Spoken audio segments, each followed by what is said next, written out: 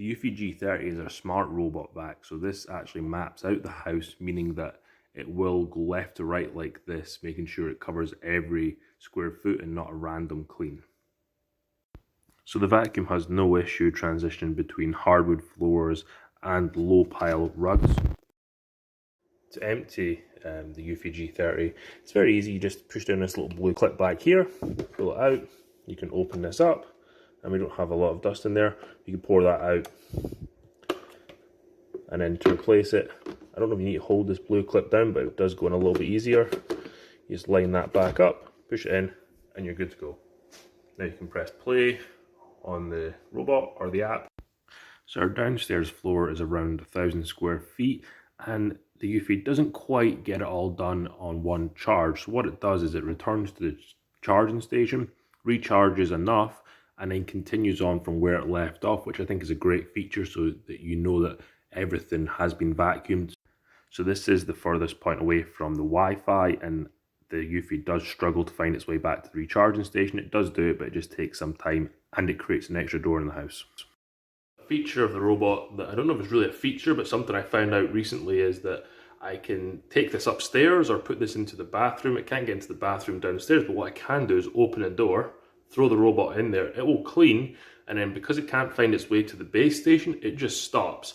So it's actually really handy for areas that it can't get into. You can just put it in that area. So here you can see the sensor in operation so it doesn't fall down the stairs. One thing that I was concerned with was the robot vacuum getting underneath the chairs, and it actually does a really good job of getting underneath the chairs. You don't need to pick the chairs up and move them. I mean, there are bits that are not getting touched by the vacuum, but the chairs move around enough, and the ones at the island, they get moved around enough that it can get into certain areas. We have pulled these out and allowed it to go fully under and get everything, but it's pretty decent under there, and it does a good job anyway without having to do that. Eufy app, I'm just going to click on the Robovac device. Now you're greeted with the home screen. You have a little map on the middle here, and it shows you what you've cleaned previously or just cleaned. You have the ability to change suctions. Now I leave it on BoostIQ because it alternates between hardwood and the carpet, and it adjusts automatically. You can press clean so it can start remotely. So if you're out, you can let it go. You can make it go back to recharge.